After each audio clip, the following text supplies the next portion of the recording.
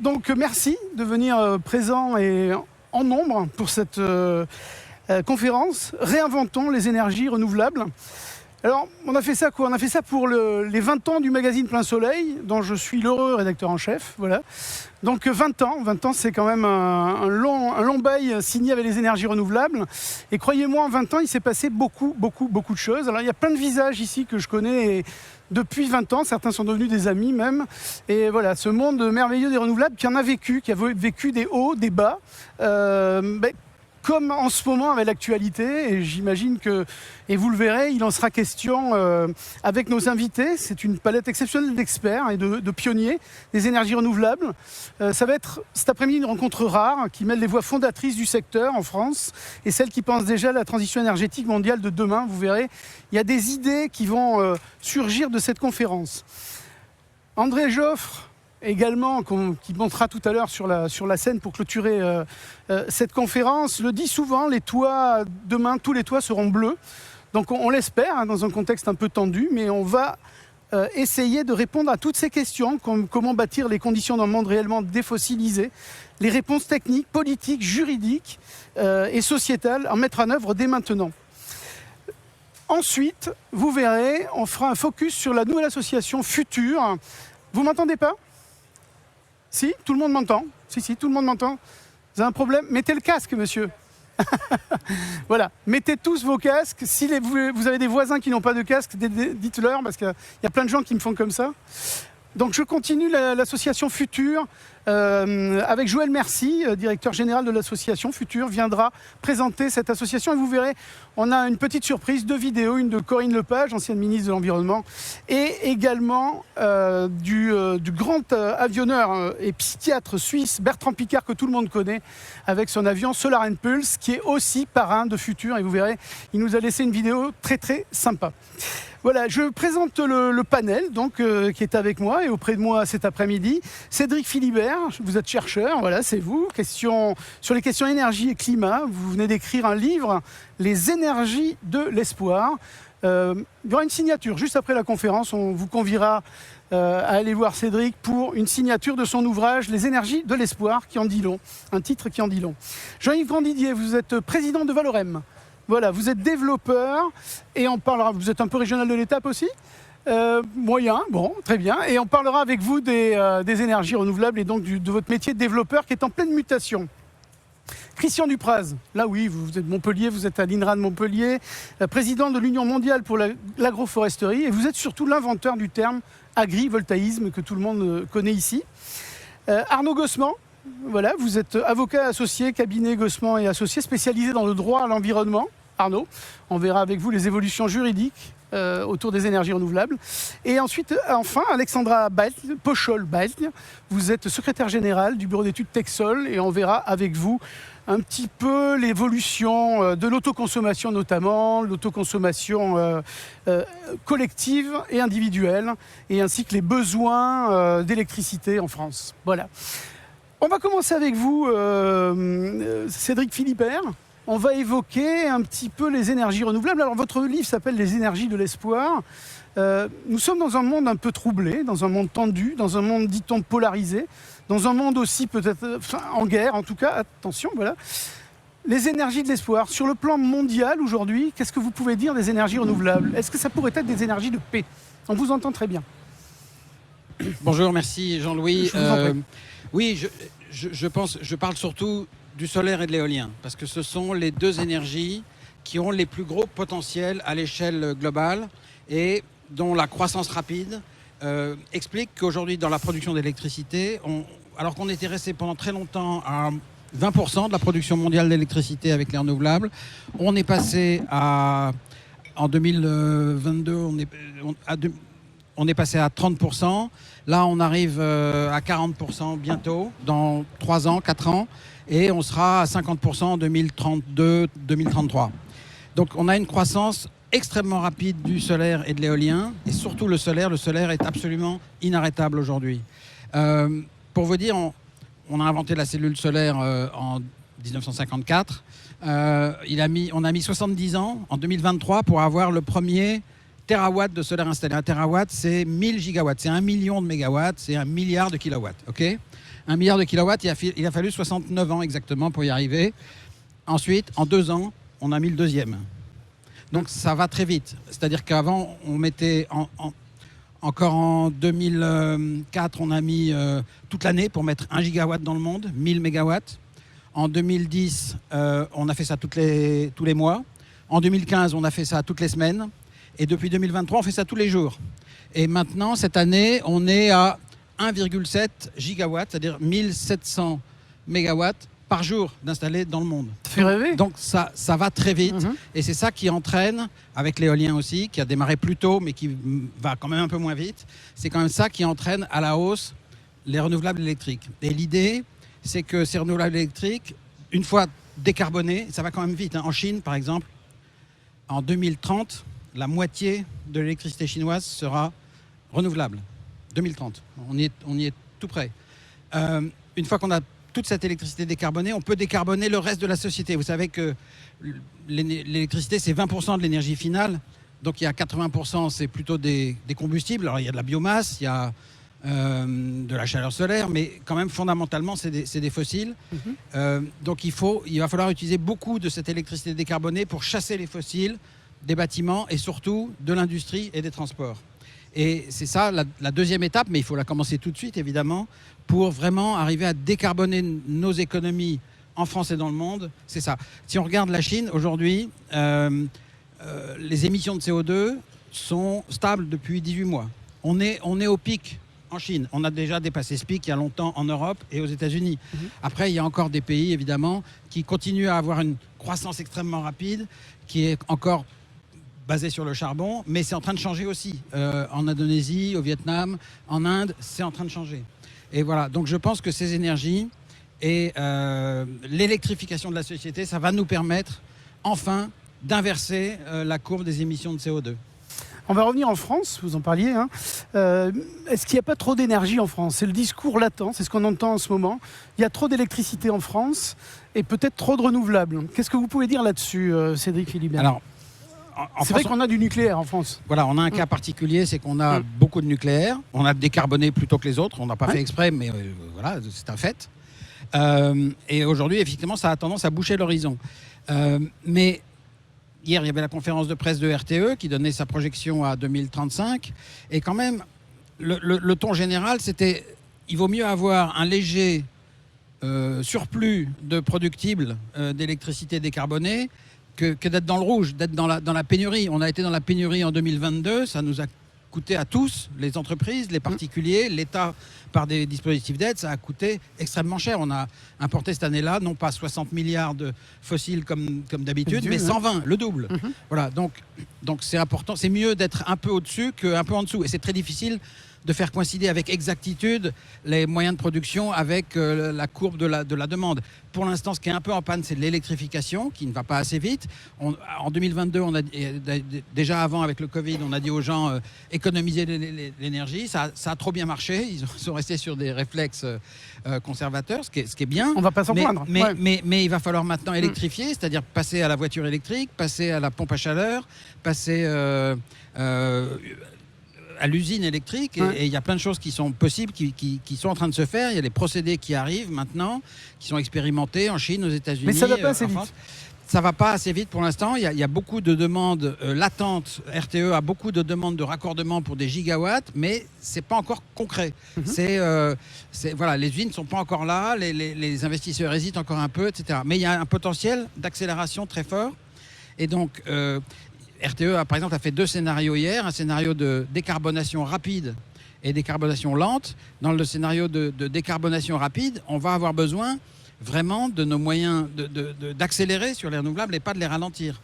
Donc on est là où il y a peut-être une hésitation au Parlement ou dans certains milieux politiques ou économiques sur la situation. Surtout qu'il ne faut quand même pas oublier que notre parc nucléaire a un âge moyen de 40 ans. Alors, on dit qu'on va prolonger les réacteurs. Oui, peut-être, 10 ans, peut-être 20. Certains parlent de les prolonger au-delà, mais ça, on ne sait pas du tout si c'est possible. Ils ont été conçus au départ pour être économiquement rentables sur 40 ans. On ne sait pas combien de temps. Ça coûte de plus en plus cher de les prolonger. le programme de travaux de maintenance d'EDF, il y a un rapport de la Cour des comptes, je vous invite à le regarder, il va faire un bond l'an prochain. On va passer de 15 opérations lourdes par an à 20. Ça va être très difficile. Voilà, donc on ne va pas garder tout ça indéfiniment. Et on ne sait pas construire des nouveaux réacteurs dans des délais et à des coûts maîtrisés. Oui. Donc, on a vu avec le PR qui dépasse les 20 milliards. Donc il faut aller absolument. Donc il faut aller sur les renouvelables. Et je voudrais ajouter une chose. Pour moi, le solaire est aujourd'hui instoppable parce que tout le monde en veut. Et avec la batterie sodium-ion qui arrive, on se fichera du prix de rachat qui vient d'être diminué, mais ça n'empêchera rien. En revanche, ce qu'il nous faut, c'est de l'éolien. Pourquoi ? Parce que dans les pays tempérés, et la France est encore un pays tempéré, on a besoin de 2 fois plus de kilowattheures éoliens que de kilowattheures solaires. Pour les 6 mois d'hiver, Exactement. Et on peut mettre beaucoup de solaire et des batteries. C'est pas ça qui va nous donner l'énergie en hiver, où ça ne nous en donnera pas assez. Donc on a besoin de l'éolien et on a besoin des réseaux pour ça. Et c'est ça mon point d'inquiétude sur la France, c'est la faiblesse actuelle de l'éolien et notamment de l'éolien terrestre. Ok, donc on est bien d'accord, accélérons les énergies renouvelables, hein, Cédric Philibert. Bien sûr. Très bien, merci beaucoup, merci à vous. Je crois qu'on peut l'applaudir. Merci. Jean-Yves Grandidier, président de Valorem, vous êtes un développeur bien connu. Les développeurs, il y a quelques années de ça, c'était des promoteurs en fait. On signait un contrat on signait des terrains, des baux, et puis on signait des contrats sur 20 ans avec EDF. Aujourd'hui, la donne a totalement changé. Aujourd'hui, vous devenez de véritables énergéticiens, vous devenez des gens qui vendaient de l'énergie, qui stockaient de l'énergie, même vous êtes des énergéticiens. Expliquez-moi un petit peu cette mutation et comment vous vivez cette mutation en tant que développeur. Le micro, vous prenez le micro, on ne vous entend pas. Oui, ça marche. Ouais. Effectivement, jusqu'à présent, enfin il y a quelques années, on avait, quand on développait un projet, on signait des terrains, on obtenait un permis, on obtenait un raccordement, et puis derrière, on avait une obligation d'achat, nous racheter l'électricité, donc il n'y avait pas du tout d'effort commercial à faire. Effectivement, aujourd'hui, ça a changé. Il faut qu'on vende notre électricité sur le marché, donc il faut essayer de la vendre au meilleur moment, hein, au moment. Valorem, vous savez ce que ça veut dire là. Moi, j'ai créé l'entreprise en 94. Ça veut dire valorisation à partir des sources renouvelables et de la maîtrise de l'énergie. Hein. C'est ça que ça veut dire. Donc, effectivement, ça fait longtemps qu'on est conscient qu'à un moment donné, il faut être capable de remettre en phase consommation et production. Donc, moi, voilà, c'est ce qu'on essaye de faire, c'est de commercialiser, mais les choses sont... Parlez bien dans le micro. Les choses sont compliquées aujourd'hui et en fait, elles sont compliquées parce que peut-être que les pouvoirs publics ne sont pas conscients de ce qu'il faudrait faire d'un point de vue régulation et réglementaire pour qu'on ait un cadre qui nous permette de pouvoir effectivement mieux valoriser et créer de la valeur pour nous, mais de la valeur aussi pour la collectivité, de permettre de décarboner par l'électrification. Voilà, il y a un certain nombre de choses à faire, quoi. Et donc, moi, je voulais réagir à une tribune qui est sortie récemment par rapport à ça, celle qui a été écrite avec Madame Pannier-Runacher. Ancienne ministre de la Transition énergétique, voilà. Énergie, sortir de l'idéologie pour se concentrer sur la facture. Voilà. Donc vous voulez faire une petite explication de texte. Voilà. De ce qui est dans ces... Voilà, et qui dit, pour rester une puissance énergétique industrielle, la France doit assumer de faire la baisse durable de la facture des Français sa boussole absolue. Voilà. Bon, alors pour ce faire, la tribune en question, elle propose un certain nombre de leviers. Alors d'abord, elle propose d'électrifier les usages, donc décarbonation. Ce que disait Cédric. Voilà, ce que disait Cédric à l'instant. Bon, voilà, en particulier, bon, il y a deux endroits où on va pouvoir décarboner, c'est les transports, mais il y a aussi toute la partie de la chaleur, en particulier la chaleur industrielle.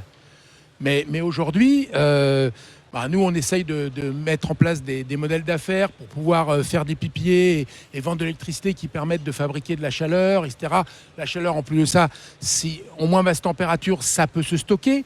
Donc, on peut fabriquer cette chaleur à des moments où l'électricité coûte pas trop cher, hein, quand on a des surplus ou quand on a des prix négatifs.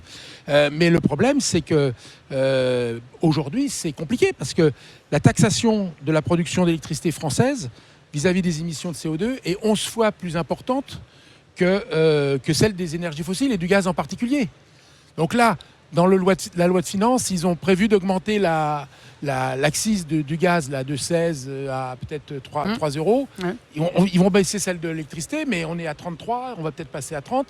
Donc ça nous favorise pas quand même. Enfin, il faut quand même que si on veut pouvoir avoir des modèles d'affaires qui fonctionnent, il faut quand même qu'on puisse qu'on puisse avoir une réglementation et une fiscalité qui soit incitative. Et ça n'est pas le cas. Ça, c'est la première chose.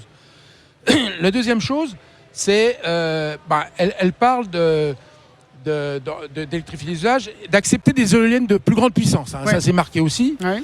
Moi, j'ai fait un petit... Bon, nous, on a installé la plus grande éolienne de France il y a 1 an et demi, là, une machine de 162 mètres de diamètre, 5,5 MW du côté de La Rochelle. Eh bien, j'ai fait un petit calcul en comparant une machine comme ça de 162 mètres à 220 mètres en bout de pale et une machine de 150 mètres, donc à 180 mètres en bout de pale. La différence de LCOE, c'est 14 euros par mégawattheure sur le même site. Mmh. Il faut absolument qu'on arrive percer le plafond de verre des 200 mètres aujourd'hui en France. On a un plafond de verre, on n'y arrive pas, on nous dit bah non, ça va être trop. Et moi j'ai des sites où j'ai des éoliennes à 150 mètres et d'autres à 180 mètres. Et quand je demande aux gens le jour de l'inauguration, vous me dites là la différence ? Ah ben, on voit pas trop grand chose. Bah oui, il y en a une qui produit 2,5 fois plus que l'autre, hein, quand même, au passage. Donc en fait, c'est quand même ça, c'est l'impact visuel des éoliennes, ça va être plus leur nombre que leur taille. La taille, on ne voit pas. Alors que le nombre, on va pouvoir faire les objectifs avec 10 000 éoliennes au lieu de les faire avec 25 ou 30 000 éoliennes comme le voulait RTE. Les résistances sont spécifiquement esthétiques ? Je pense. Ils pensent qu'une machine de 200 mètres de haut, c'est comme un immeuble, quoi. Parlez bien avec le micro. Mais c'est pas ça, quoi. C'est pas du tout ça. Après, il y a la question de développer des projets de taille critique. Alors, je pense qu'il parlait plutôt au niveau du solaire. C'est-à-dire que la loi Lecamp, là, qui veut faire des projets mais pas plus de 5 mégawatts. Non, moi, quand je dépose aux appels d'offres, un projet de 5 mégawatts ou un projet de 15 mégawatts, ça me coûte 10 euros par mégawattheure de plus le projet de 5 mégawatts. Donc, effectivement, si on veut réduire la facture, ils ont raison, il faut baisser il faut augmenter la taille des projets solaires pour mieux amortir un certain nombre de coûts fixes. Optimiser les réseaux, c'est aussi marqué dans leur... Oui, absolument. Eh bien, là, moi, ce que je propose, c'est de réduire la puissance spécifique des éoliennes. C'est-à-dire d'avoir une puissance... Je prends un exemple. Moi, j'aime bien cette machine-là, c'est une V110 2 MW. J'ai fait une comparaison en mettant des V110 2 MW et des V110 3 MW dans le parc français. Bien. Ouais. Et en mettant ces deux éoliennes-là, donc j'ai la même puissance nominale à la fin, la même puissance, la même capacité à la fin, eh bien, je fais pratiquement 1000 heures de plus ou avec du solaire, avec un peu de nucléaire aussi, la production décarbonée dépasse la consommation non flexible, quoi. Et donc ça crée de la valeur parce que ça va réduire le prix de l'électricité et en plus de ça, au moment où on a besoin d'appeler des moyens de production comme les batteries, comme les piqueurs qui sont coûteux à mettre en route, eh bien on va pouvoir produire 50% de plus à ces moments-là. C'est les moments en général où il y a du faible vent et c'est le moment où l'électricité est chère. Et donc à ces moments-là, eh bien effectivement, on va permettre de créer de la valeur et de faire économiser de l'argent aux consommateurs. Et dernier point, responsabiliser les producteurs sur la gestion de la variabilité. Je ne dis jamais intermittence, mais variabilité, j'y tiens. Là-dessus, qu'est-ce que vous pouvez nous dire ? Alors là, moi, j'ai fait un petit calcul sur un projet hybride avec 4 heures de stockage. Ouais. 10 mégawatts, 4 heures de stockage. Voilà. Si on limite la capacité d'accueil à la moitié de la puissance créée de 5 mégawatts, eh bien, par rapport à un projet sans hybridation, eh bien, on augmente le prix de capture de 43 euros par mégawattheure. J'ai fait ça sur l'année 2024, avec les prix de l'électricité de l'année 2024, à 62 euros par mégawattheure. C'est pratiquement 20 euros de valeur captée pour toi. Mais en plus de ça, on fait une réduction du coût du complément de rémunération pour la collectivité de 20%. Ça coûte beaucoup moins cher parce qu'on va produire, on va injecter dans le réseau plutôt à des moments où l'électricité coûte encore plus cher que notre prix de capture. Et donc, effectivement, à ce moment-là, comme ça a été le cas en 2022 ou en 2023, eh ben, au lieu que le complément de rémunération, on nous fasse des chèques, c'est nous qui faisons des chèques à ce moment-là à l'État et en fait qui venons abonder en négatif la CSPE, quoi. D'accord. Vous venez vraiment de nous donner des axes pour réinventer les énergies renouvelables, qui sont le titre de cette thématique de notre conférence. Voilà, c'est du stockage, c'est augmenter la taille des éoliennes. Il y a des choses, il y a des solutions à trouver pour toujours plus de compétitivité. Christian Dupraz, je viens à vous pour... merci beaucoup, Jean-Yves Grandillier. Je pense qu'on peut l'applaudir, absolument. Vous êtes président de l'Union mondiale pour l'agroforesterie. Vous êtes l'inventeur du terme d'agrivoltaïsme. Alors, l'agrivoltaïsme, c'est une solution au conflit d'usage entre agriculture et production d'électricité. Comment vous est venue cette vision d'agrivoltaïsme, Christian Dupraz? Pour faire un peu d'histoire. Oui, alors, bon, je n'ai pas qu'inventé le mot. On a quand même fait la première expérience mondiale qui est à Montpellier, ici, on peut le dire, Cocorico, au domaine de la Valette, et qui est toujours en place, qu'on peut toujours aller voir, qu'on va d'ailleurs améliorer pour en faire un site un peu historique. Parce qu'en fait, à l'époque, l'agrivoltaïsme existait déjà, mais on ne le savait pas au Japon. Les Japonais avaient mis en place des petites parcelles avec des panneaux photovoltaïques et des cultures, et ils n'avaient rien publié. Ils n'ont d'ailleurs quasiment rien publié jusqu'en 2020. Donc en fait, on a découvert l'activité des Japonais vers les années 2015. Mais en 2008, on s'est dit qu'effectivement, la production d'énergie en agriculture, c'était quelque chose d'important. Ça avait toujours existé pendant des siècles. L'agriculture a fourni de quoi nourrir les chevaux, qui fournissaient la principale force motrice pour les déplacements et pour les activités industrielles en Europe. Et en fait, donc, c'était pas nouveau de faire de l'énergie en agriculture. Mais on s'était mis à faire des agrocarburants, des biocarburants, des cultures dédiées pour la biomasse transformée en carburant. Et à ce moment-là, un calcul simple qui a été fait par plusieurs scientifiques, c'était des agronomes, c'était des économistes, c'était des énergéticiens. Tout le monde s'est rendu compte que la filière biomasse est beaucoup moins efficace que la filière photovoltaïque. Je le dis souvent dans mes conférences, mais en gros, avec 1 hectare de terre agricole en France, vous faites rouler une voiture thermique 20 000 km. Avec 1 hectare de panneaux photovoltaïques en France, vous faites rouler un véhicule électrique 3 millions de kilomètres. Oui. Le rapport est de 1 à 200. De l'efficacité globale du système. Donc en fait, c'est pas pour dire que les agrocarburants ne sont pas utiles. Ils peuvent être utiles pour décarboner un certain nombre d'activités non électrifiables, mais c'est pour dire qu'on fait beaucoup mieux avec l'électricité directe par le photovoltaïque sur les champs agricoles que si on passe par les cultures agricoles. Et c'est logique, brûler du blé ou du maïs ou de la betterave, ça ne paraît pas très logique. Ce sont des molécules qui ont bien d'autres intérêts que d'être brûlées. Voilà, donc en fait, c'est à partir de là qu'est venue l'idée. Et moi, je travaillais en agroforesterie, c'est-à-dire on mélangeait déjà des arbres et des cultures pour faire mieux, pour mieux utiliser le soleil, mieux utiliser l'eau aussi et l'azote. Et on s'est dit, il faut peut-être mélanger des panneaux photovoltaïques et des cultures. Et on a essayé, on a mis en place l'essai de Montpellier. C'est comme ça que tout a commencé. Alors, les résultats agronomiques, parce que c'est souvent le grand débat. Je veux dire, voilà, on produit de l'énergie, certes, mais on va baisser les rendements agronomiques. Qu'en est-il? Alors, c'est vrai et c'est pas vrai. C'est vrai à partir du moment où vous avez des cultures à très forte biomasse, des cultures qui font plus de 10 tonnes de matière sèche par hectare et par an, la betterave, le maïs, etc. Dès que vous faites de l'ombre, vous allez réduire le rendement parce que dans ces cultures-là, le rendement est quasiment proportionnel à la lumière interceptée par la plante. Donc là, effectivement, on aura des compromis à trouver. Mais il existe beaucoup de cultures qui souffrent de l'excès de température, de l'excès de lumière et de plus en plus avec le changement climatique. Et c'est ces cultures-là qui sont vraiment la cible de l'agrivoltaïsme, efficace.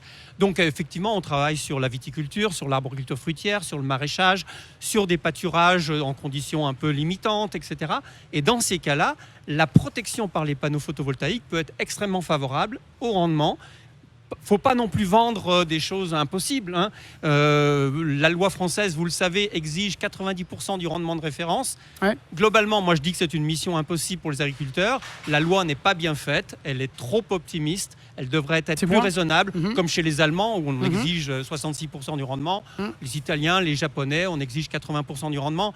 Voilà, je pense qu'un jour il faudra adapter cette loi, être plus réaliste et ne pas demander aux agriculteurs de faire l'impossible, parce qu'en fait, dans ce système, les énergéticiens prennent un peu les agriculteurs en otage. Parce que si jamais l'agriculteur n'arrive pas à produire ce qui est exigé par la loi, le projet est mis en danger. Enfin, les énergéticiens espèrent qu'il ne le sera pas, qu'il n'y aura pas de contrôle et pas de sanctions. Mais c'est pas sain. Il faut un truc où tous les partenaires se sentent à l'aise, se sentent respectés et sentent qu'on leur demande de ne pas faire de miracle. Voilà. Sur l'élevage, par exemple, aussi, on parle beaucoup d'agrivoltaïsme avec l'élevage pour le bien-être animal. Oui, alors c'est vrai que les animaux apprécient l'ombre quand il fait trop chaud, apprécient d'être à l'abri de la pluie quand il pleut, etc. Donc ça, c'est un aspect important. Après, je dis toujours qu'il ne faut pas dire que l'agrivoltaïsme va sauver l'agriculture, parce qu'on ne va pas couvrir la France de panneaux photovoltaïques. On va en faire un petit peu. Mais si on n'en fait que 1%, ça représente déjà autant d'électricité que nos 57 réacteurs nucléaires actuels. Donc 1% du territoire agricole français en agrivoltaïsme, c'est parfaitement raisonnable. Surtout si c'est bien intégré avec différentes options dont il faut qu'on reparle. Mais si ça devient acceptable, très accepté, on peut très facilement avoir cette énergie qui est partout. Elle est vraiment partout, il y a de la lumière partout, il y a du soleil partout.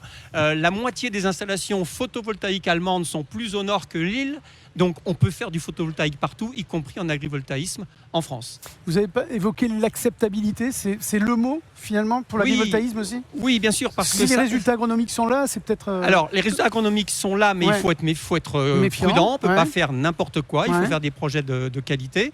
Après, je ne suis pas tout à fait d'accord avec Jean-Yves Grandidier, parce que faire des grands projets, ça pose des problèmes sur l'acceptabilité globale de la filière. Donc je crois qu'il faut être prudent là-dessus. Il y a des développeurs qui sont capables de faire des projets à 5 MW et qui fonctionnent avec ça. Il faut leur donner leur chance aussi. Il y a aussi aujourd'hui un problème, c'est qu'on ne peut pas développer de micro-projets. Je dis micro-projets, c'est des projets d'1 à 2 hectares, des projets qui pourraient être dans chaque exploitation agricole, parce que ces projets-là, ils sont soumis aux mêmes contraintes que les grands projets, en termes d'études préalables, etc. Donc ça les rend non compétitifs. Mais je crois que moi, j'ai pas mal discuté avec un vice-président de l'Association des maires de France, qui a une idée que je trouve intéressante, c'est que chaque agriculteur français devrait avoir un droit de tirage agrivoltaïque. C'est-à-dire qu'il pourrait avoir 10% de sa SAU éligible à une activité agrivoltaïque. Et il pourrait le négocier, c'est-à-dire s'il ne veut pas en faire chez lui, il peut le vendre à son voisin qui fera un projet un peu plus gros. À ce moment-là, tous les agriculteurs seraient intéressés à l'agrivoltaïsme. Il n'y a pas de jalousie. Ça permettrait de ne plus avoir ces jalousies. Et je pense que c'est une idée qu'il faut creuser. Jean-Yves Grandidier, vous voulez réagir à ce qu'a dit Christian Duprat sur les... Est-ce qu'il est possible de faire un joli projet agrivoltaïque de 5 MW ? On peut le faire et ça se fait, mais c'est le problème du coût. Et bon, vous donniez l'exemple arboriculture, la vigne. Ouais. Le problème, c'est que là, on a besoin à ce moment-là de structures extrêmement élevées, etc. Avec beaucoup de matière. Avec beaucoup de matière. Et ça renchérit le coût de grosso modo 15 à 20 euros le mégawattheure. Sur un hectare, avec l'agrivoltaïque, vous allez faire à peu près 1000 mégawattheures. 15 ou 20 euros par mégawattheure, ça fait 15 000 euros par hectare. La PAC, c'est combien ? Quelques centaines d'euros. Est-ce qu'on va longtemps... il va peut-être y avoir un problème, c'est-à-dire qu'on va faire payer aux consommateurs d'électricité un surcoût qui, je pense, ne restera pas très longtemps acceptable pour pouvoir mettre des grandes structures. Par contre, je suis complètement d'accord avec les chiffres. L'agrivoltaïsme, ce sera un pouillème. Ce sera même pas 1% et on en fera et on réglera pas le problème des agriculteurs aujourd'hui parce que on va servir et effectivement l'idée ce serait d'en faire profiter un maximum, mais ça va être compliqué voilà, le problème des agriculteurs, même avec l'agrivoltaïsme, il restera parce qu'il y en a quelques-uns qui vont qui vont en bénéficier malheureusement, quoi, on est tellement efficace, comme vous l'avez dit, on est tellement dense finalement, on pourrait, c'est un peu bizarre de dire ça, mais on a besoin de très peu de surface. Moi j'ai calculé 0,7% de la surface agricole utile, 200 000 hectares, 120 gigawatts, c'est 160 terawattheures. Alors c'est peut-être pas tout à fait la production du nucléaire, mais c'est ça qui permettra d'électrifier le transport, par exemple, si on veut prendre une image. Ouais, Christian Duprat, je vous invite à réagir. Ça permettra aussi de décarboner l'agriculture. Aujourd'hui, les grands postes d'émissions de carbone de l'agriculture, c'est la mécanisation, c'est le chauffage des bâtiments, mais c'est aussi les engrais azotés. Absolument. Tous les engrais azotés, l'ammonitrate, c'est du pétrole. Et ça a un coût, mais en CO2, très important. Quand vous faites le bilan carbone de notre alimentation, les engrais azotés chimiques sont majeurs. Or, on sait faire aujourd'hui de l'engrais azoté avec de l'électricité verte. On peut parfaitement produire l'engrais azoté à la ferme avec de l'électricité verte. Aujourd'hui, c'est pas rentable. L'ammonitrate vaut rien parce que le pétrole vaut toujours rien. Mais une fois qu'on aura inversé les logiques de taxation des énergies fossiles et des énergies renouvelables, on peut imaginer que dans l'avenir, l'agriculture se décarbonera entièrement. Moi, je connais un agriculteur qui a son installation agrivoltaïque qui, chaque matin, va changer les batteries de son tracteur dans son champ. D'accord. Cédric, vous vouliez réagir? Allez-y, Jean-Yves Randidier. Et ensuite... de l'ammonitrate est bon il est bon par rapport à la taxation et à la fiscalité. Aujourd'hui, les 16 € d'accise, alors qu'ils vont peut-être passer à 19 pour le gaz, les gens qui font de l'hydrogène avec donc la base pour faire de l'ammonitrate, avec par réformage du gaz naturel, ils en sont exonérés. Cédric Philibert, vous vouliez rajouter un petit mot? Non, juste. Alors 2 mots. D'abord, c'est vrai que c'est tout à fait le bon usage de l'hydrogène. C'est le premier usage de l'hydrogène qu'on a identifié à l'AIE quand on a commencé à faire des travaux sur l'hydrogène vert. La première chose sur laquelle on est tombé, c'est l'ammoniac pour faire des engrais et aussi des explosifs, mais essentiellement des engrais pour décarboner l'agriculture. Donc je souscris tout à fait. L'autre chose, c'est il nous faut en France un certain nombre d'installations de grande taille au sol, qui ne soient pas dans l'agrivoltaïsme, mais qui soient quand même au sol, parce que c'est ça dont on a besoin pour avoir une réindustrialisation. On a besoin d'une électricité abondante, décarbonée, pas chère, et ça, on ne l'a qu'avec l'éolien terrestre et le grand solaire au sol. Et donc, il en faut un peu. D'accord. Christian Duprat, je vous laisse conclure. Ouais. Oui, donc je pense qu'aujourd'hui, l'agrivoltaïsme, c'est un coup parti majeur au niveau international. Ouais. Alors en France, il y a beaucoup d'atermoiements, il y a des hésitations, il y a une sorte de moratoire, il y a beaucoup d'associations qui combattent les projets locaux, mais n'oublions pas qu'ailleurs, ça part à une vitesse incroyable. En Allemagne, ils vont beaucoup plus vite que nous. En Italie, ils ont mis un cadre juridique en place qui est beaucoup plus sécurisant pour les développeurs que chez nous. Ils font des appels d'offres spécifiques pour l'agrivoltaïsme. Je trouve dommage que la CRE ne fasse pas une catégorie agrivoltaïque, que quand on a les résultats des appels d'offres de la CRE, on ne sait pas ce qui est agrivoltaïque et ce qui est photovoltaïque au sol. Ça mélange les deux. Vous savez que dans le dernier appel d'offres de la CRE, c'était les projets agrivoltaïques qui avaient l'électricité la moins chère de tous les projets. Bon, c'était plutôt des gros projets, on est d'accord? Le micro, on ne vous attend pas ici, non. Et on était limité à 250 mégawatts alors qu'on était les moins chers et que derrière ils ont sélectionné des projets qui étaient ce qu'on appelle des K3 qui étaient à 10 € par mégawattheure de plus parce que la réglementation et la notation des appels d'offres fait que c'est ces projets-là sur des terres dégradées qu'on privilégie encore. Mais là ils sont en train quand même d'y réfléchir. Je pense. Et donc pour conclure, l'agrivoltaïsme et toute cette énergie photovoltaïque décentralisée complète, c'est quelque chose qui va s'imposer partout, y compris dans les pays tropicaux où ça commence, beaucoup en Asie. La plus grosse centrale agrivoltaïque actuelle, elle est en Chine, elle fait 1 gigawatt crête. Ils produisent de la baie de goji sur plus de 1000 hectares. Et c'est bon pour la santé. Merci beaucoup, on peut vous applaudir, Christian Duprat. Alexandra Pochol-Balti, on va parler des usages, notamment de l'évolution des usages électriques. Oui, alors je voulais d'abord rebondir sur tout ce qui a déjà été dit, parce que je trouve, en vous écoutant, messieurs, qu'il apparaît clairement qu'on vit une époque qui est aussi passionnante, un peu inquiétante, mais passionnante.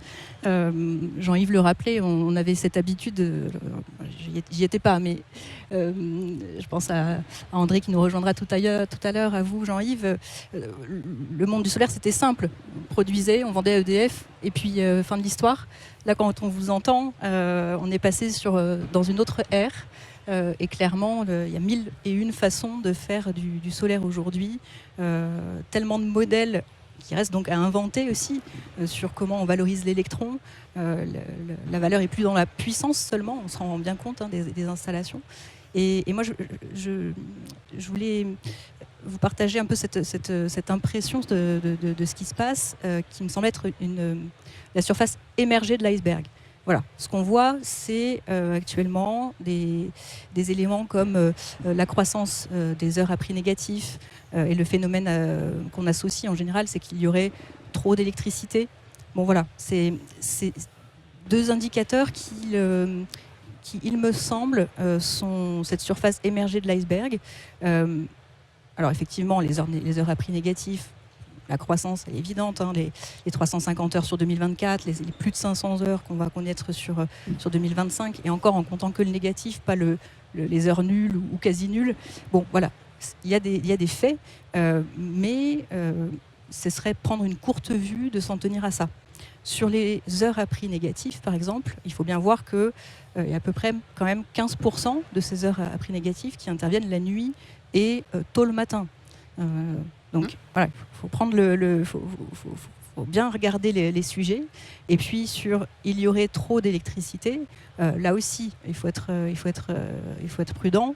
Il y aurait trop d'électricité. On sous-estime, je pense, le phénomène de l'intelligence artificielle qui va arriver de plus en plus fort.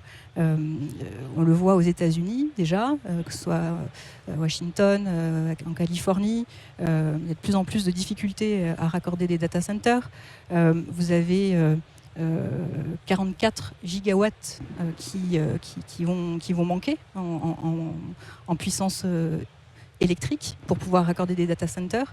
Et donc, de ce point de vue, on a une carte à jouer en France pour pouvoir accueillir des installations de ce type-là, des data centers, avec l'électricité abondante qu'on est capable de produire. Vous êtes en train de nous dire qu'aux États-Unis, on manque d'électricité aujourd'hui pour l'évolution des data centers. Oui. Vous parliez des 44 gigawatts pour 2028, je crois.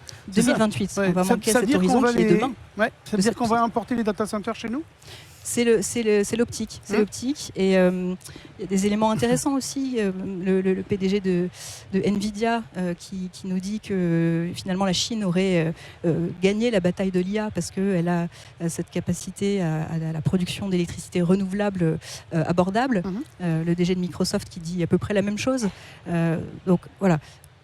C'est une tendance qui n'est pas encore complètement palpable dans notre pays, mais qui va permettre à terme de justifier d'avoir autant de capacités. Et je rejoins ce que disait Frédéric Philibert tout à l'heure sur le fait que certes on a une surproduction, mais finalement le sujet il est pas tant là que sur le manque actuel de flexibilité sur lequel il faut travailler. Et puis ce phénomène encore une fois de surproduction il est donc temporaire. Et il y a aussi l'autoconsommation individuelle et l'autoconsommation collective. On en a parlé aussi avec Cédric tout à l'heure. Ça aussi, c'est un bon ressort pour consommer cette électricité, ce trop-plein d'électricité ? Oui, alors ça, ce sont des leviers évidents. Très clair. On le voit chez Texol dans les études que l'on fait. Évidemment, aujourd'hui, l'autoconsommation individuelle, c'est devenu le socle des projets. Voilà. La première question, est-ce qu'on peut faire de l'autoconsommation individuelle ? Si c'est oui, on le fait parce que c'est évidemment là qu'il y a le plus l'électron trouve le plus de valeur. Et ensuite, on fonctionne par cercle concentrique. C'est-à-dire que si j'ai du surplus à mon autoconsommation individuelle, je vais la basculer dans une boucle locale avec des consommateurs autour de mon installation. Et puis si j'ai encore du surplus, pourquoi pas faire un PPA ? Et c'est quelque chose qui fonctionne très bien, par exemple avec les concessions automobiles. Vous prenez la concession, elle va consommer sur site pour des bornes de recharge pour les véhicules électriques. Le surplus, ça va être pour la zone d'activité économique.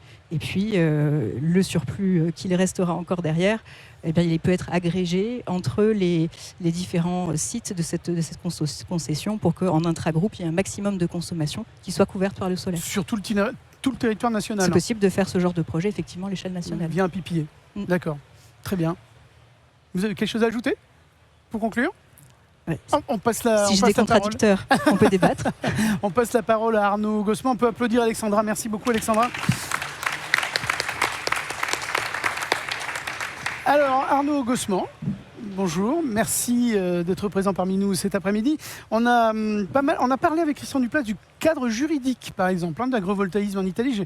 Juridique, on pense à vous tout de suite. Il y a aujourd'hui des acronymes comme PPA, Power Purchase Agreement. On a des acronymes comme PMO dans l'autoconsommation collective, personne morale organisatrice.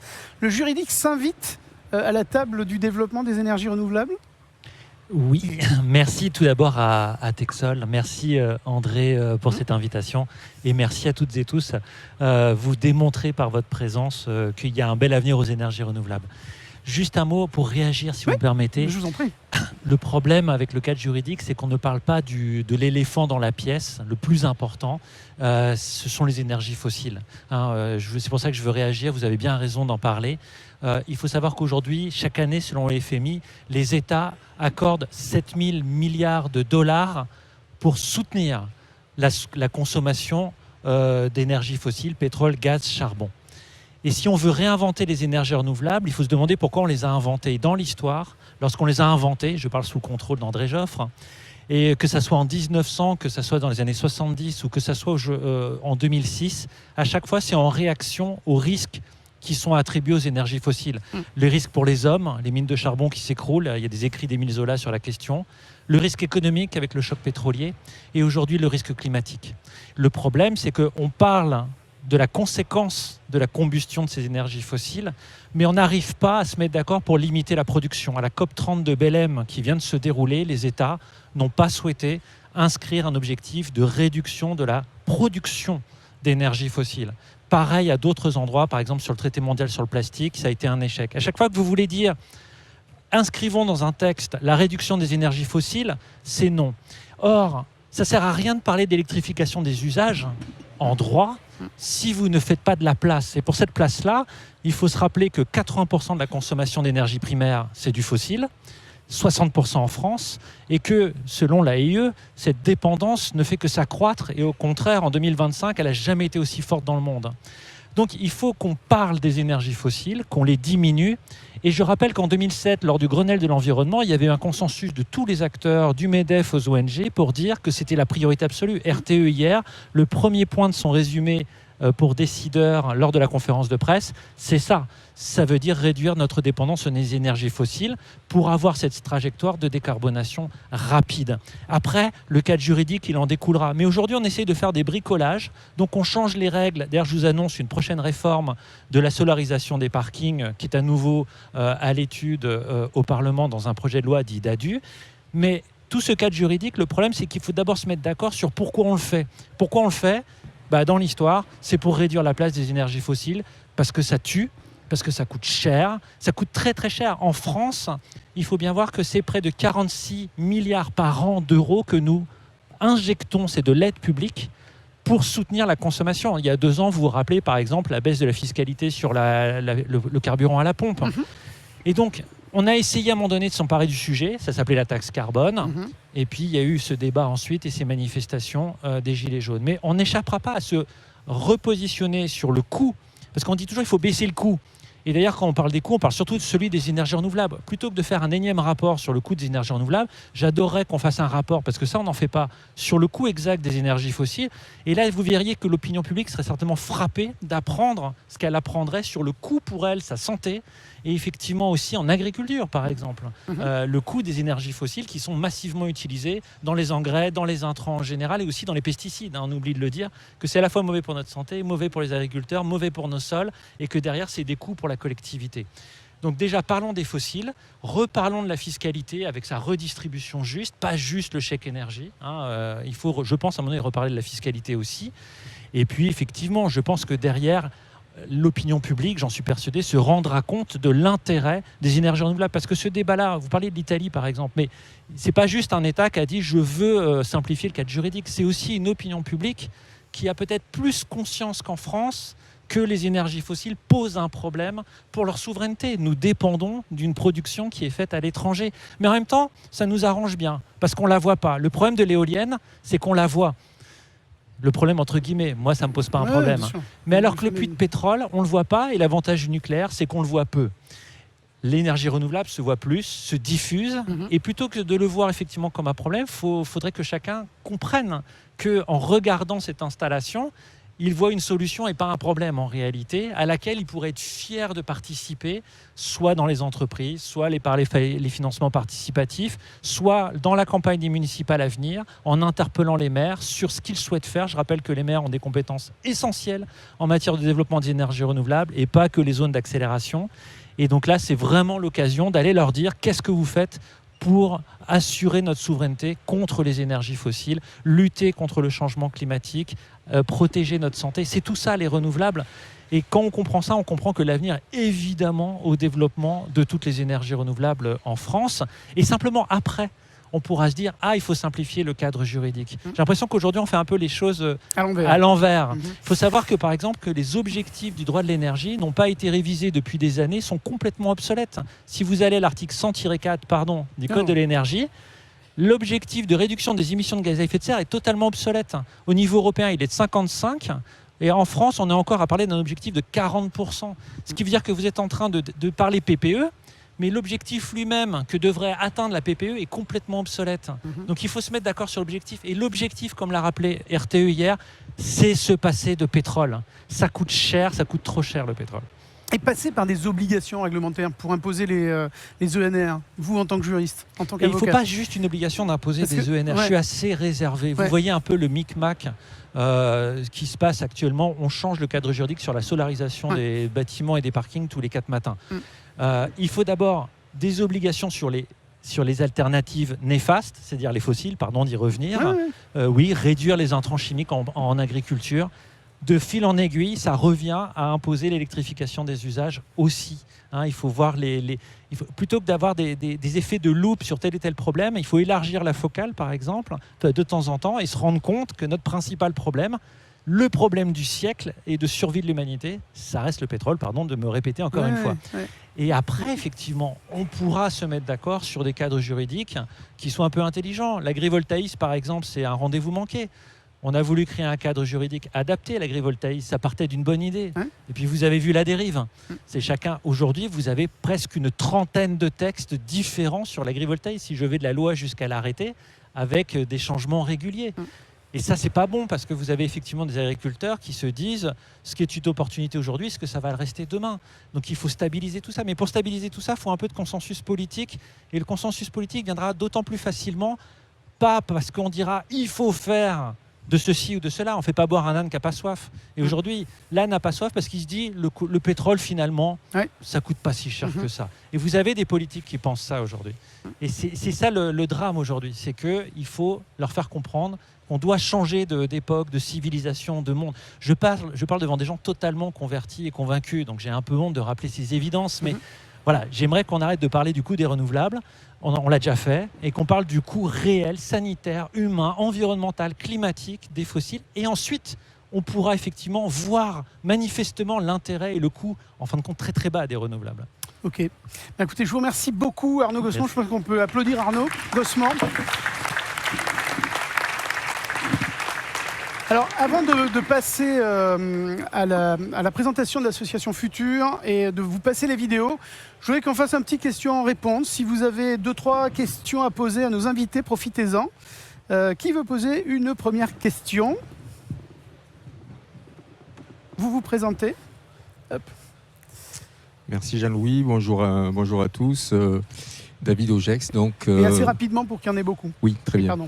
Donc David Augex, développeur et président de la société Incidence sur Montpellier et actif dans les énergies renouvelables depuis l'an 2000. Ne pensez-vous pas, quand vous parlez de l'âne qui n'a pas soif et du problème de pétrole, qu'en fait on est dans une exception très franco-française. C'est-à-dire qu'aujourd'hui, on oppose l'électricité à l'électricité.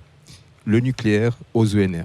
En fait, le sujet de la France depuis l'an 2000, c'est juste les énergies renouvelables viennent-elles en substitution du nucléaire et viennent-elles dégrader notre outil nucléaire qui a été une chance dans les années 60, 70, etc.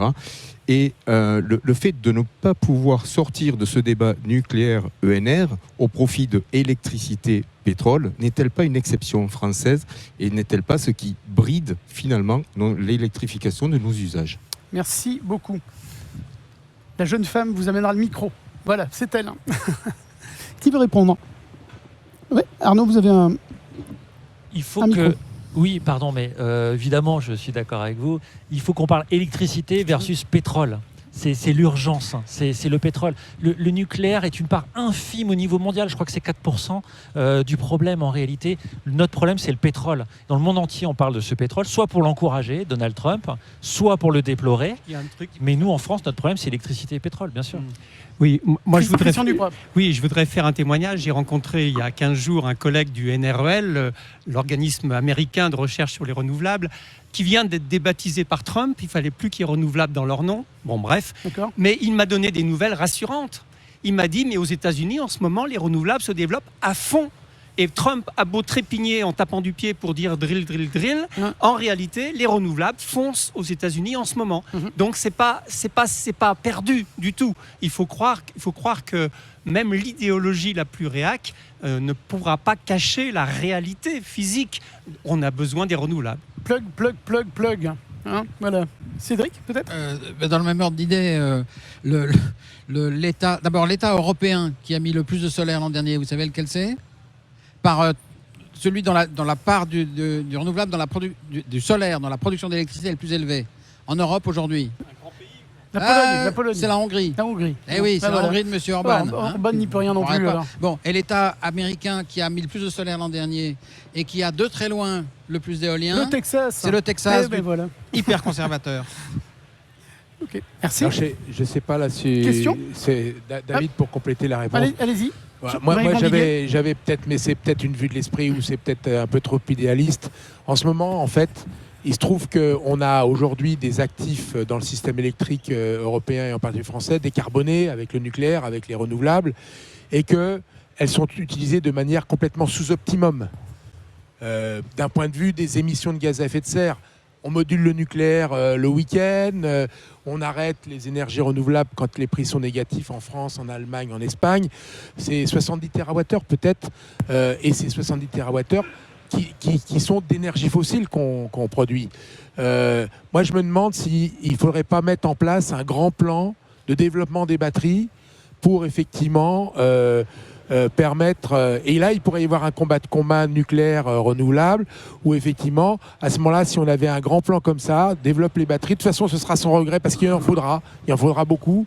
Et de cette manière-là, d'arriver à avoir les capacités de stockage qui nous permettent de ne pas démarrer ces centrales must-run qu'on démarre le samedi soir pour passer la pointe du soir et qui, si on peut les arrêter pendant 36 heures, eh bien, à ce moment-là, effectivement, ça vaudra le coup pour eux de les arrêter et ils ne pourront pas supporter des prix négatifs pendant 36 heures. Donc voilà, il y a peut-être un combat commun, mais je rêve certainement avec les pros du nucléaire, avec les gens qui se défendent le nucléaire. Et là, et c'est ce qu'il disait d'ailleurs Mme Pannier-Runacher aujourd'hui, pourquoi on parle de PR alors qu'on pourrait optimiser la production du nucléaire existant, etc., et éviter de le moduler. Et là, je pense que ça passe par la batterie et il faudrait avoir un grand plan de développement des batteries.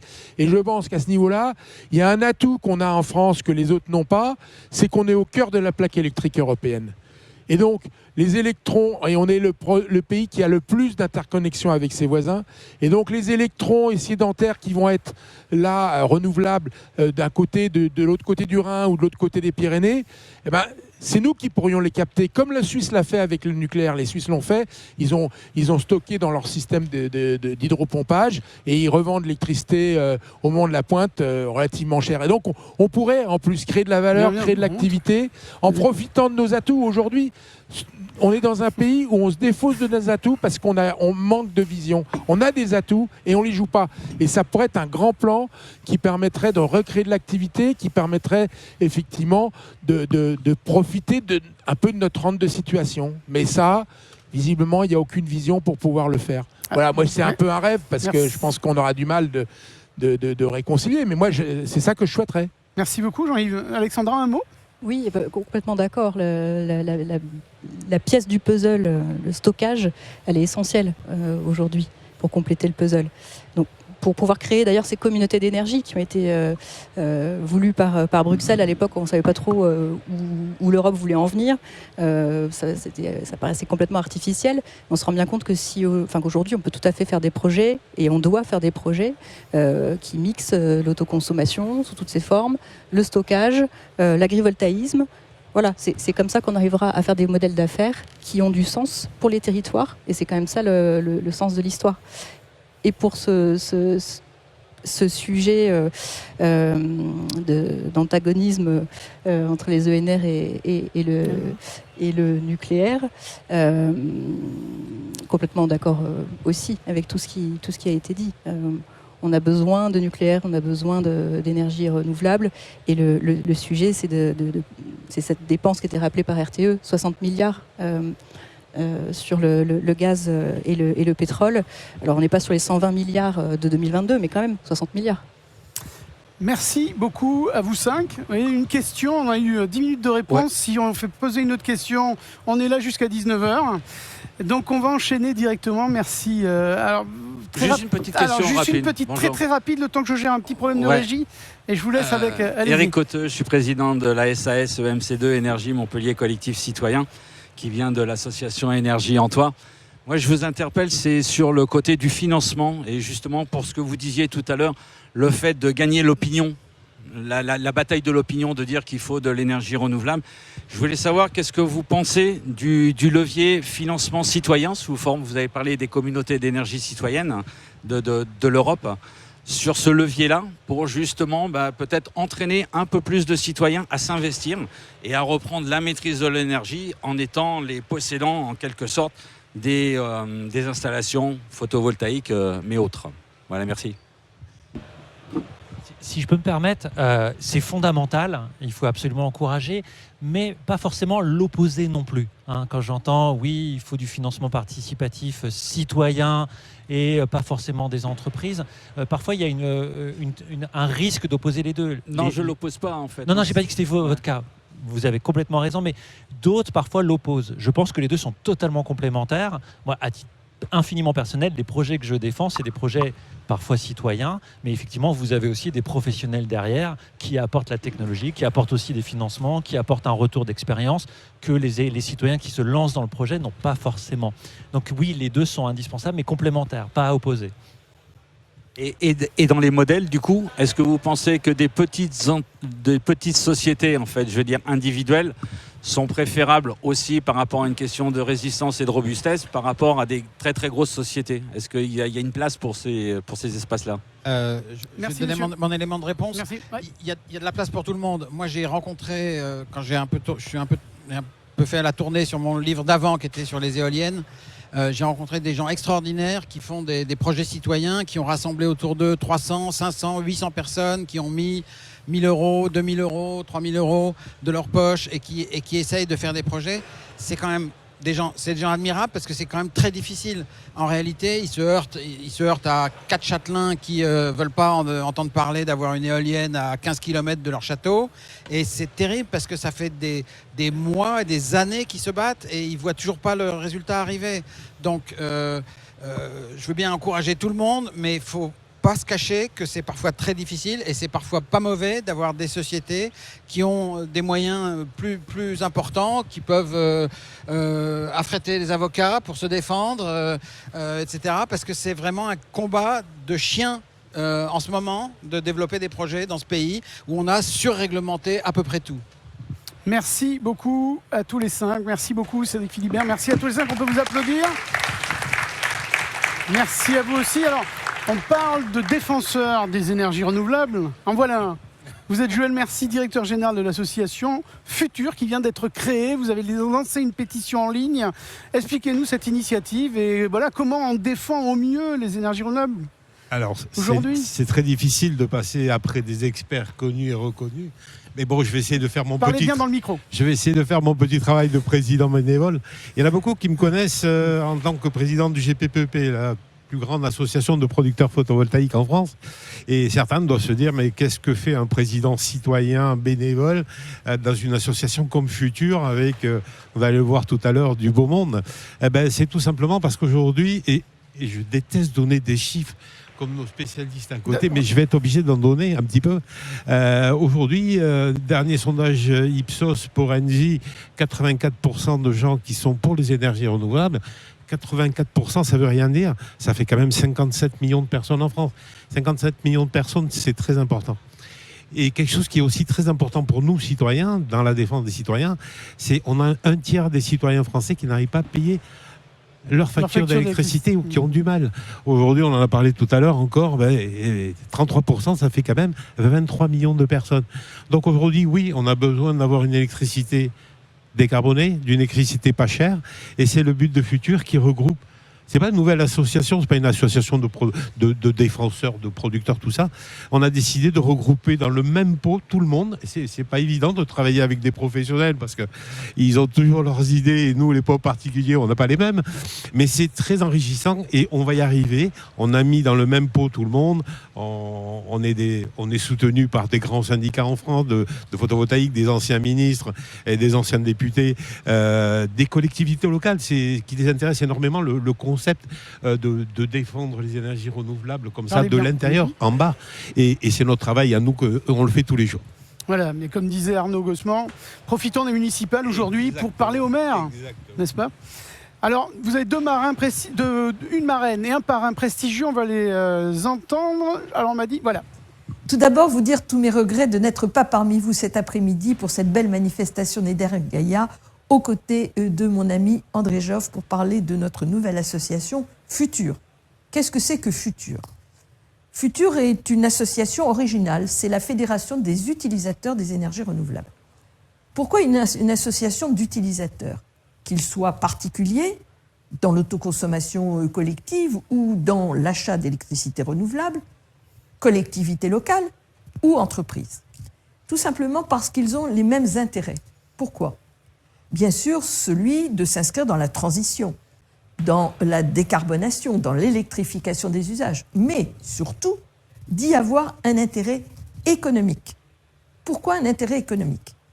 Parce que le développement des énergies renouvelables massifs, que l'on peut espérer, tel qu'il se passe ailleurs dans l'Europe, sauf en France, permet de faire baisser les prix de l'électricité. Pourquoi? Parce que l'électricité est plus abondante et donc le prix baisse. Mais aussi, et surtout, parce qu'il donne à chacun une autonomie et une vision sur le moyen et le long terme du prix auquel il va acheter son électricité.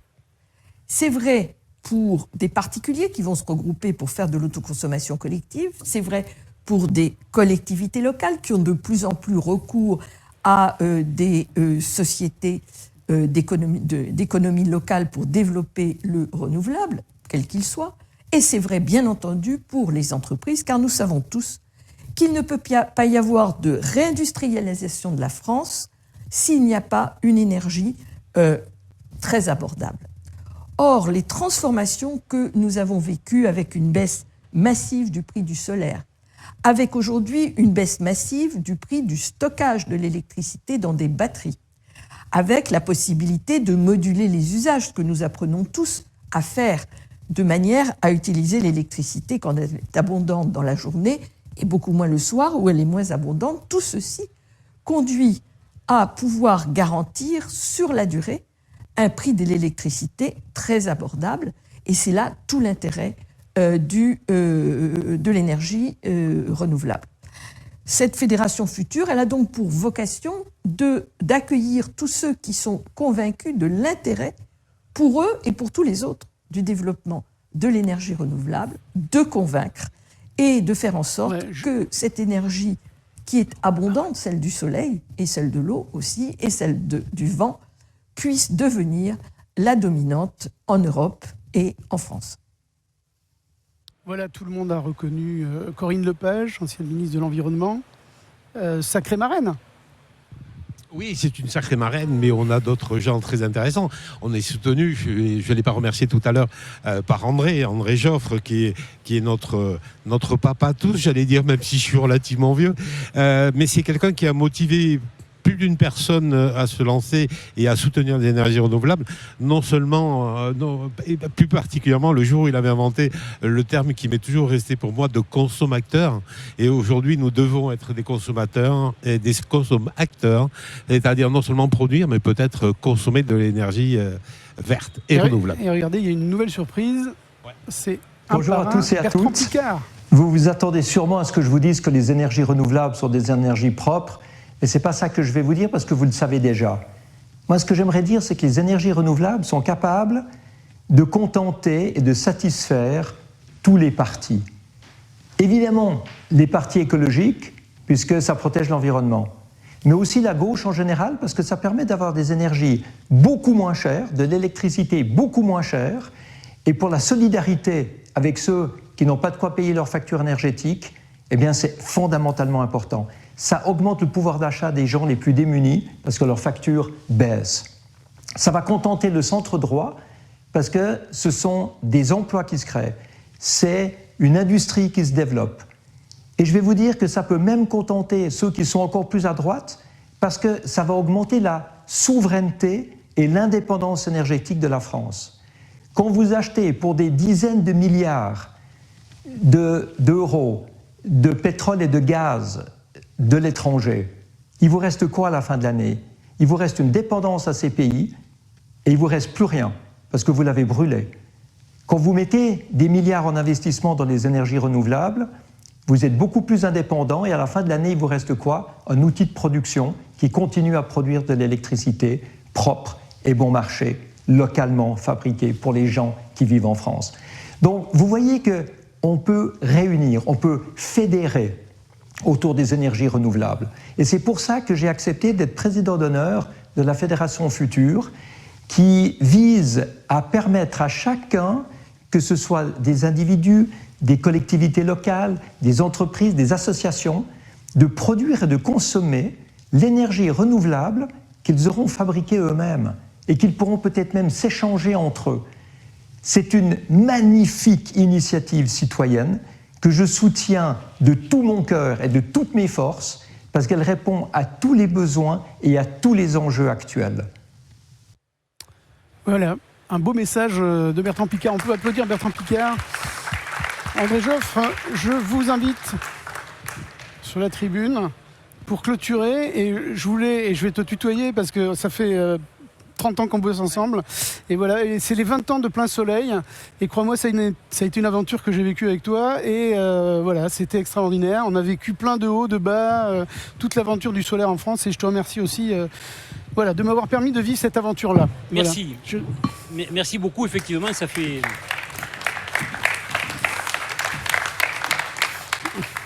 Ça fait 20 ans que Jean-Louis, jeune journaliste, nous a rejoints. Il sortait de l'école de journalisme, de l'école pratique du journalisme à Paris. Il avait sa carte de presse et il a été un des premiers journalistes permanents, je crois, parce qu'il y a beaucoup de pigistes dans ce métier. Et tu as été le premier salarié permanent dans un journal. Et donc on a créé Plein Soleil et puis vous le retrouvez tous les matins si vous êtes abonné à la lettre Texol quotidien. Et si vous ne l'êtes pas, vous pouvez vous abonner évidemment. Et tous les matins à 7h38 précise, vous recevrez la lettre. Voilà. Et c'est gratuit. C'est gratuit. Bon, écoutez, je voudrais conclure cette soirée avec beaucoup d'abord de remerciements pour notre panel. Moi, c'est bien finalement d'être dans la salle parce qu'on a une vision différente des choses et vous avez dit des choses que je ne vous avais pas entendu dire ailleurs. Voilà, bon, donc c'est assez satisfaisant. Je voulais simplement vous dire que bon, cette année 2025 a été un peu dure. On a un peu souffert, on a entendu des noms d'oiseaux concernant les énergies renouvelables, etc. Bon, il faut pas se décourager pour autant. On est assez résilient, comme on dit en Occitanie. On a déjà connu des périodes difficiles. Aujourd'hui, ça va mieux. On espère avoir une PPE pour Noël. Alors on m'a annoncé un chiffre, une date, le 18 décembre. Bon. Est-ce que ce sera le 18 décembre ? Donc voilà, on espère tous que ça va se débloquer. On sent qu'il y a quand même dans l'opinion un courant très porteur. On a parlé de sondages, il y aura d'autres sondages qui vont venir en janvier. Vous verrez que ça confirme cette volonté de l'opinion publique de soutenir ces énergies renouvelables. Honnêtement, je pense qu'on a gagné la partie. Aujourd'hui, la compétitivité économique est là. Les énergies renouvelables n'ont jamais été aussi bien placées lorsqu'on les compare aux autres énergies et surtout, bien entendu, aux énergies fossiles. Donc, on a toutes les raisons de penser que tout cela va se développer dans le futur et de façon harmonieuse. Ce qui est important, c'est de créer de la valeur sur les territoires. Nous, Texol, on a une raison d'être, c'est d'essayer d'apporter, de faire croître un petit peu la connaissance générale. On fait beaucoup de formations, etc. Donc, prochainement, notre ami Dupras sera présent dans une formation sur l'agrivoltaïsme, ça c'est un peu de pub en passant.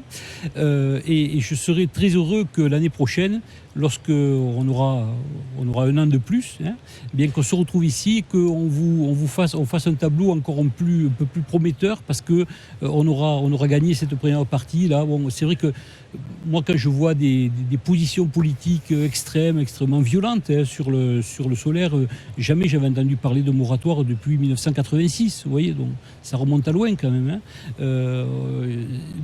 En 86, ça a été un vrai moratoire. On a vraiment 2010.